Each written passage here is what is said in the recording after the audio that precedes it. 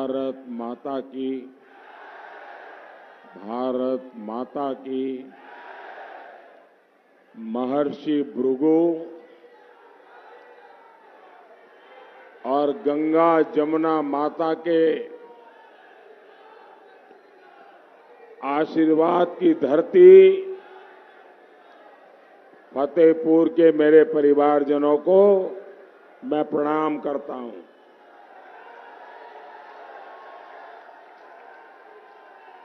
फतेहपुर का ये जन सैलाब बहुत कुछ बता रहा है। आपका ये स्नेह, ये आशीर्वाद कह रहा है 4 जून को किसकी फतेह होने वाली है और कौन फेल होने वाले हैं। साथियों, अभी देश में 4 चरण के चुनाव हुए हैं, लेकिन जनता जनार्दन ने इन 4 चरणों में ही इंडी गठबंधन को, सपा, कांग्रेस और उसके साथीदारों को चारों खाने चित्त कर दिया है।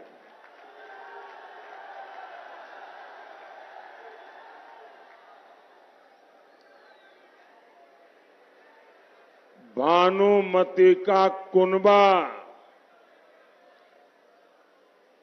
बिखरने लगा है। उसने हथियार डाल दिए हैं। बचे हुए चुनाव में कोई मेहनत भी नहीं करना चाहता। इंडी गठबंधन के कार्यकर्ता पहले से ही निराश थे। अब उन्होंने घर से निकलना ही छोड़ दिया है। हारी हुई बाजी को कौन खेले। मैं आपको भीतर की बात बताता हूं। बताऊं?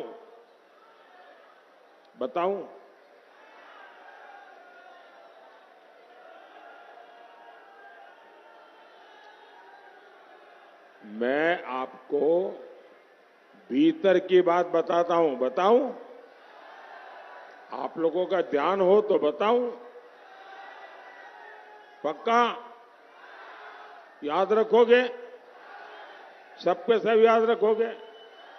इधर वाले तो बोलते ही नहीं है, और इधर वाले। अच्छा, देखिए, जब मैं भीतर की बात बोलता हूं तो जब खबर पक्की होती है तब बोलता हूं, वरना नहीं बोलता हूं। आपको पता होगा, मैंने कहा था ये शहजादे केरल में वायनाड से भागेंगे। भागे कि नहीं भागे? भागे कि नहीं भागे?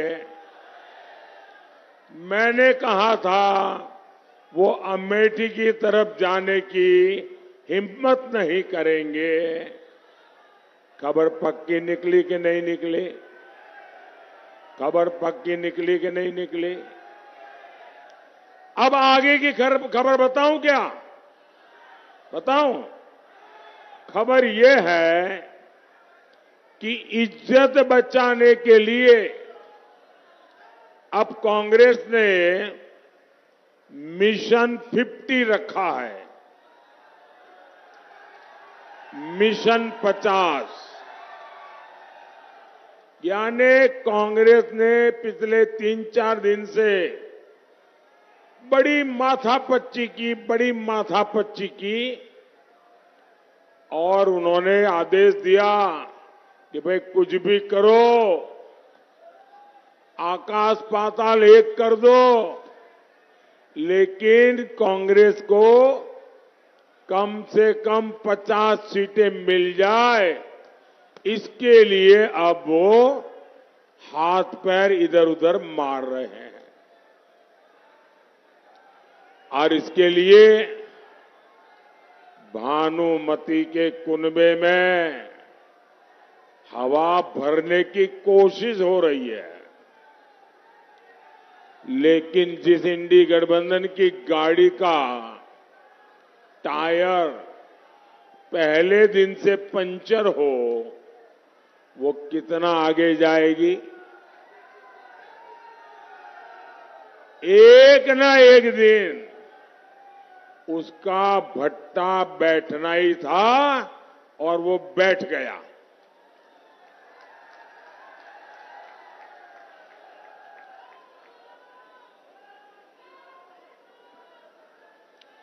आपको पता है हालत क्या हो गई है? आप ध्वज नीचे करिए, कोई पीछे किसी को दिखता नहीं है। आप इसको हिलाना बंद, नीचे रख दीजिए। जरा सिक्योरिटी के लोग उसको नीचे ले लीजिए, क्योंकि वो मुझे भी डिस्टर्ब करेगा। ले लीजिए उनके हाथ में से, लेकर के आगे पीछे यहां लगा दीजिए। शाबाश, बड़े समझदार लोग हैं।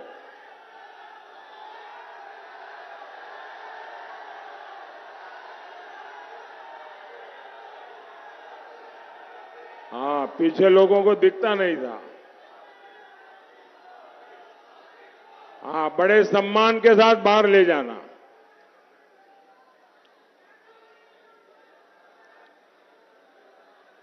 साथियों, पंजे और साइकिल के सपने टूट गए, खटाखट खटाखट।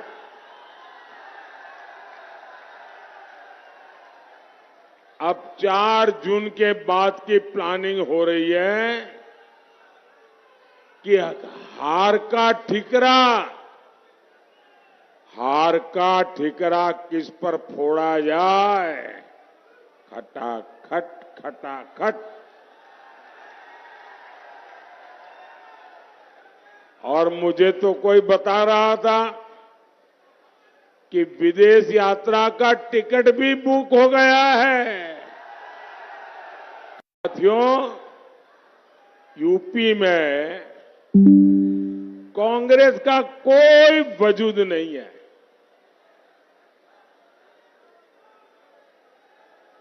पूरी कांग्रेस परिवार की इज्जत बचाने में लगी हुई है,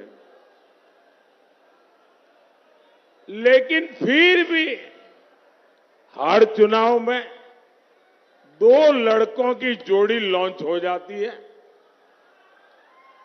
क्योंकि कांग्रेस और सपा दोनों की कुंडली मिलती है, सारे गुण मिलते हैं।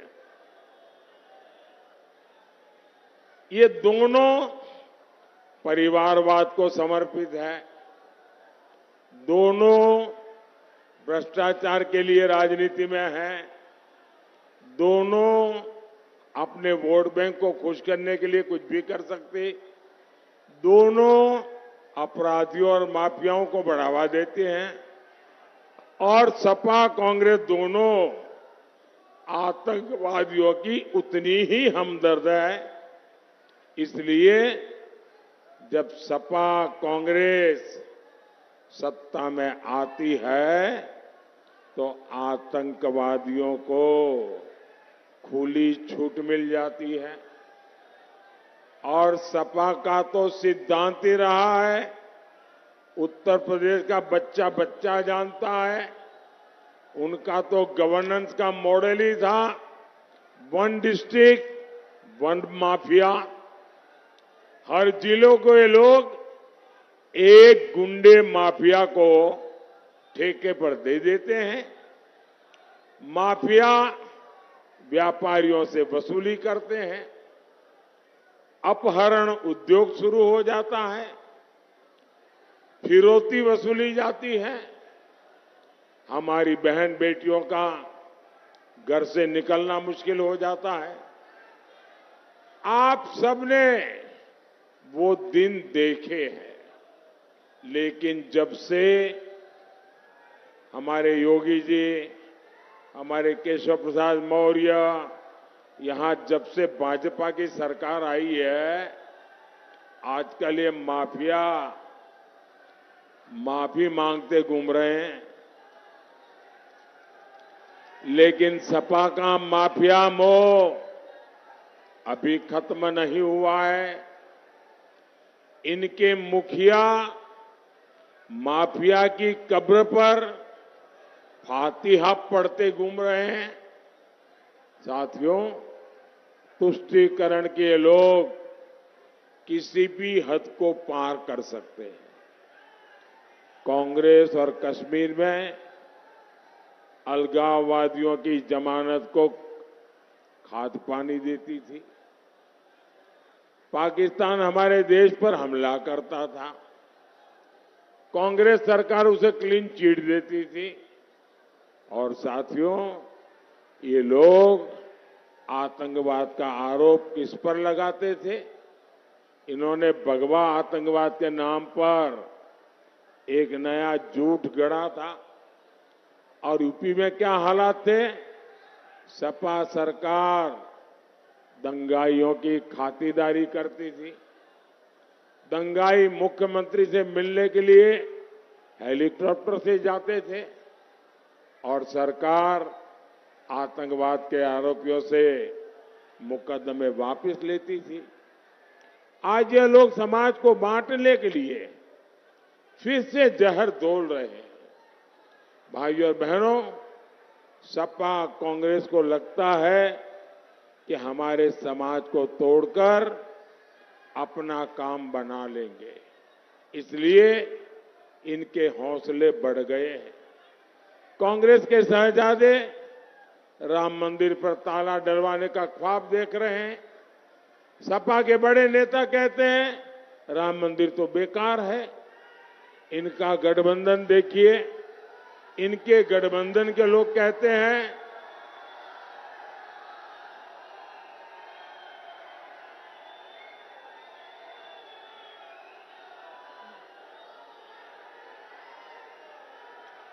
इनके गठबंधन के लोग कहते हैं कि वे सत्ता में आकर सनातन धर्म का विनाश कर देंगे। आप मुझे बताइए, ये लोग आपके एक भी वोट के हकदार है क्या? इनको एक वोट भी देना चाहिए क्या? इनकी जमानत जब्त होनी चाहिए कि नहीं होनी चाहिए? साथियों, सपा सरकार में यूपी अपराध में टॉप पर होता था, लेकिन विकास में यूपी की गिनती पिछड़े प्रदेश के तौर पर होती थी। लेकिन आज उत्तर प्रदेश में भाजपा सरकार विकास में टॉप पर बना दिया है उत्तर प्रदेश को। आज यूपी सबसे ज्यादा एक्सप्रेस वे वाले राज्यों में टॉप पर है। आज सबसे ज्यादा एयरपोर्ट के मामले में यूपी टॉप पर है। यूपी 7 शहरों में मेट्रो शुरू करके टॉप पर है। यही नहीं, गरीब कल्याण की योजनाओं चलाता हूं, यूपी उनमें भी बेहतर काम कर रहा है। साथियों, जब मैं 2014 में केंद्र सरकार में आया था तो समझा था कि सपा के शहजादे को गरीब के दुख की, उनकी तकलीफों की थोड़ी बहुत समझ होगी। मुलायम सिंह जी के बेटे से मैं इतनी उम्मीद तो करता ही था, लेकिन बहुत ही जल्द सपा के शहजादे से मेरी सारी उम्मीदें टूट गई। मैं आपको एक उदाहरण देता हूं। यहां यूपी से ही हमने गरीबों के लिए पीएम आवास योजना शुरू की थी।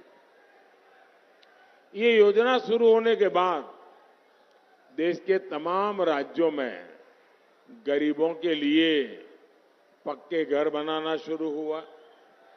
हमारी सरकार यहां सपा के शहजादे से लिस्ट मांगती रह गई कि यूपी में कितने गरीबों के घर बनने हैं, वो जरा लिस्ट भेजो।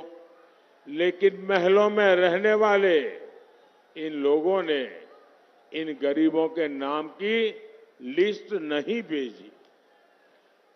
अगर वो लिस्ट भेजते तो इन गरीबों को पक्के घर मिलते। 2 साल में केंद्र सरकार ने अनेकों बार ये सपा सरकार को चिट्ठियां लिखी, अखिलेश जी को समझाया कि भाई जरा कुछ करो, लेकिन टालते रहे। बहुत मिन्नतें करने पर सपा सरकार में कुछ हजार घर बन पाए। यूपी के गरीब के इस अपमान को मैं किसी तरह बर्दाश्त नहीं करता रहा। मैं जानता था कि ऐसी गरीब विरोधी सरकार को यूपी के लोग उखाड़कर फेंक देंगे, और हुआ भी यही। अब 2017 के बाद से यूपी में जब से भाजपा सरकार आई है, पीएम आवास योजना के घर तेजी से बनने शुरू हुए हैं। अब तक भाजपा सरकार शहरों में 15 लाख और गांवों में 35 लाख पक्के घर बनाकर गरीबों को दे चुकी है। और जिन्हें अब तक पक्के घर नहीं मिले हैं, उन्हें भी मैं गारंटी दे रहा हूं, हर गरीब को पक्का घर मिलेगा, जरूर मिलेगा।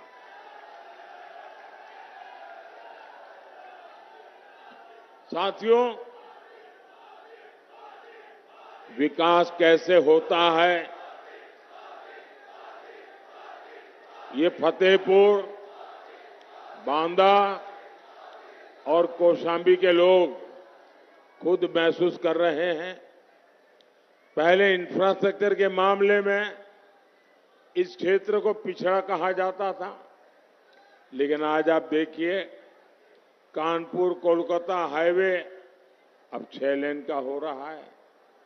आज यहां लिंक रोड्स, ओवरब्रिज हो, अमृत रेलवे स्टेशन हो, हर तरफ हो रहा विकास यहां का भाग्य बदल रहा है। साथियों, पहले पाइप से गैस गिने चुने शहरों में पहुंचती थी, लेकिन अब वही सर्विस फतेहपुर में शुरू हो चुकी है। बाकी जिलों में भी इसका विस्तार किया जा रहा है। यहां सीमेंट फैक्ट्री का काम भी शुरू हो गया है। इससे यहां के युवाओं को बड़ी संख्या में रोजगार मिलेंगे। हमारी सरकार ने एमएसएमई के लिए भी आसान लोन और क्रेडिट जैसी योजनाएं बनाई। उसका लाभ फतेहपुर के लोगों को हुआ है। आप मुझे बताइए, कांग्रेस के 60 साल में आपने ये बदलाव कभी देखा था क्या? सपा के माफियाओं से आप इस विकास की उम्मीद भी कभी कर सकते थे क्या? साथियों, 20 मई को आपका एक वोट देश का भविष्य तय करेगा। यूपी के विकास के लिए मोदी की हर गारंटी पूरी हो, इसके लिए मुझे आपका आशीर्वाद चाहिए।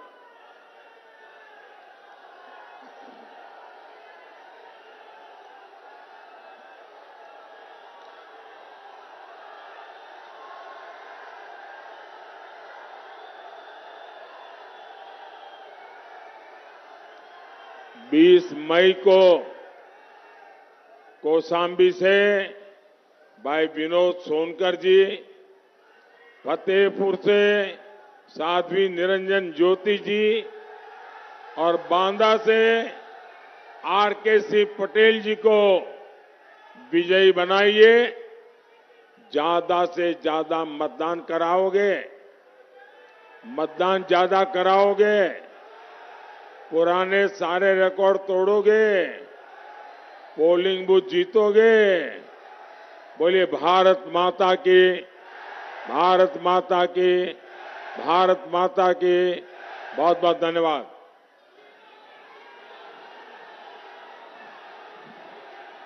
मोदी जी को जय श्री राम। स्वागत है भाई, स्वागत है, स्वागत है भाई, स्वागत है, स्वागत है भाई, स्वागत है। मोदी जी को जय श्री राम। मोदी जी को जय श्री राम।